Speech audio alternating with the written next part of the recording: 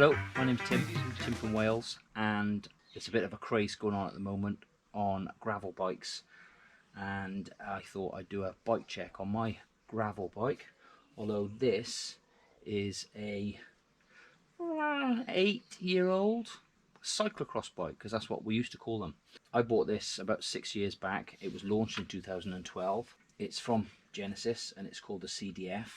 It's based on their Quadrifer bike, which is their sort of top end pioneering cyclocross bike, and it sold really well. So this was the poor man's alternative in some respects. So list price was $799. I picked this up for about £300, and of all the bikes I've had in the last, say, 10 years, I've had this the longest. So it's coming up to nearly 6 years having this bike now, and I haven't changed anything on it other than the bits that have worn out. So gone through a couple of sets of tyres, obviously the chain ring kind of thing. Yeah, so what is it? So this is a steel frame medium cyclocross bike. It's kind of, I guess, road bike geometry.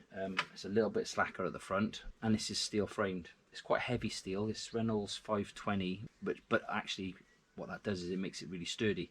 So as I say, this is nearly 12 kilos in weight, with these quite burly 4cm tyres. I take this off-road quite a bit and have a lot of fun, quite frankly. Yeah, just quickly talk you through it really, I guess. So these are 700C wheels from Alex Rims.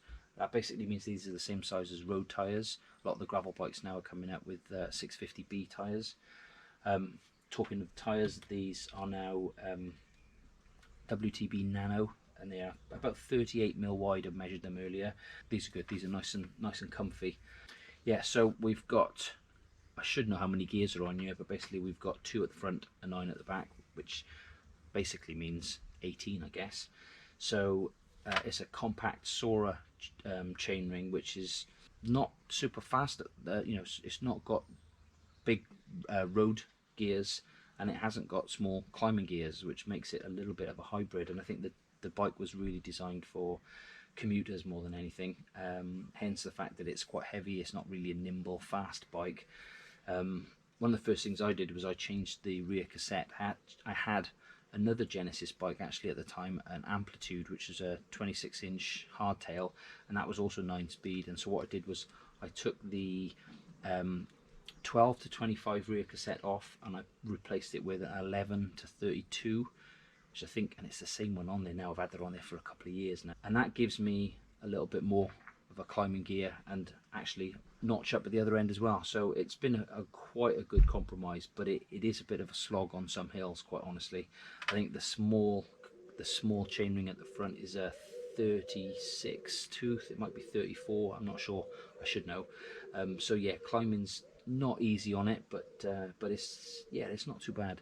Small saddlebag for basic tools and tube and whatnot, and little strap on the front here, and I use this sometimes to put my phone on or a snack or something. It's just quite handy to have a little bit of storage just on the stem there. Yeah, that's about it really. As I say, I've had this for about 6 years. I don't ride it as much as I should do. I originally bought it because I've never ridden a road bike, and I kind of wanted to try a road bike but not buy a road bike, if that makes sense.